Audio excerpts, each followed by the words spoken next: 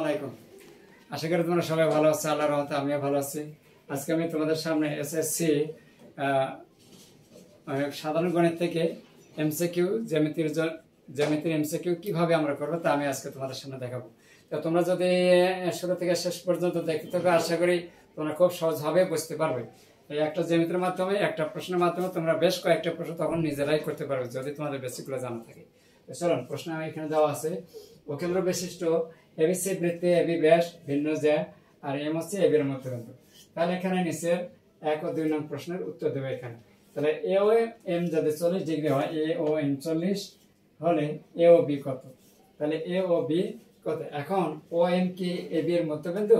এরকম যদি হয় তাহলে তো 40-40 80 হয়, কিন্তু আসলে মধ্যবিন্দু যদি হয় তাহলে এই কোণের এই কোণ সমান হবে কিনা তার তো একটা প্রমাণ থাকতে হবে, ঠিক না?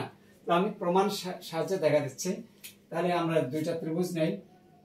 1 নম্বরের জন্য ত্রিভুজ এ ও এম ও ত্রিভুজ বি ও এম এ। আমরা কি লিখতে পারি যে ও এ সমান সমান ও বি, যেহেতু একই বৃত্তের ব্যাসার্ধ।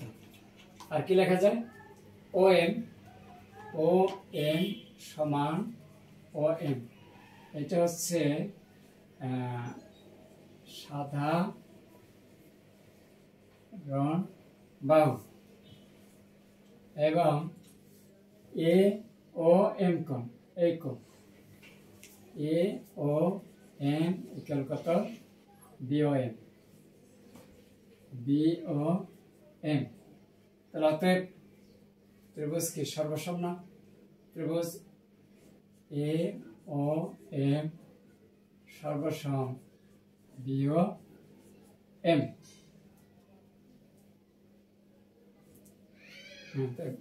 সেক্ষেত্রে আমরা কি পাবো? তাহলে অতএব এ ও এম কোণ ইকুয়াল কত? বি ও এম কোণ। তাহলে অতএব এ ও বি সমান কি হবে? এ ও এম প্লাস বি ও এম। তাহলে এখন এ ও এম কোণের মান কত ছিল? 40 ডিগ্রি। তাহলে যেহেতু কোণ দুটো পরস্পর সমান, 40 ডিগ্রি প্লাস কত? 40 ডিগ্রি সমান সমান 80 ডিগ্রি। এখন দেখো এই কোণের মান হচ্ছে 80 ডিগ্রি। তাহলে এ ও বি কোণের মান 80 ডিগ্রি। এইটা হচ্ছে আমাদের অ্যান্সার। আশা করি তোমরা বুঝতে পেরেছো। এখন যদি আমরা 2 নম্বর দিকে চলে যাই, তাহলে এখানে ও এ দেওয়া আছে 5 সেন্টিমিটার আর ও এম দেওয়া আছে এখানে কত? 4 সেন্টিমিটার। তাহলে এখানে কি বলা হয়েছে যে এ বি কত হবে? তাহলে অবশ্যই এখানে এম যদি আমরা পাই, এমটা যদি আমরা বের করতে পারি তাকে 2 দ্বারা গুণ করলে এ বি হয়ে যাবে। তাহলে অতএব এখানে দেওয়া আছে কত? ও এ 5 সেন্টিমিটার, ও এম 4 সেন্টিমিটার।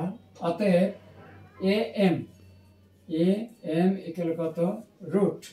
তাহলে ও এ স্কয়ার মাইনাস ও এম স্কয়ার, ও এম স্কয়ার। তাহলে এখন ও এ কত? 25 অর্থাৎ না 5 এর উপর স্কয়ার, আর ও এম হচ্ছে 4 এর উপর স্কয়ার। তাহলে কত হয়? তাহলে 25 বিয়োগ 16 বাদ দিলে এখানে পাওয়া যায় কত? 9 সমান সমান 3। তাহলে এখন এ এম যদি 3 হয় তাহলে এবি কত হবে? তাহলে এবি হবে আমাদের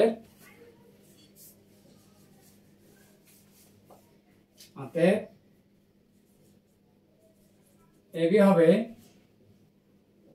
3 প্লাস 3 ইকুয়াল কত? 6 সেন্টিমিটার। এটা ছিল 2 নং প্রশ্নের উত্তর বা সমাধান। আশা করি তোমরা বুঝতে পেরেছো। ভিডিওটি তোমাদের কাছে কেমন লেগেছে তা অবশ্যই কমেন্টস করে জানিয়ে দেবে। সেই সাথে অন্যদেরকে জানার জন্য একটু শেয়ার করে দেবে। আর ভিডিওটি ভিজিট শেষে অবশ্যই কিন্তু একটা লাইক দিয়ে দেবে। আশা করি তোমরা বুঝতে পেরেছো। তোমরা সবাই ভালো থাকো, সুস্থ থাকো। আল্লাহ হাফেজ।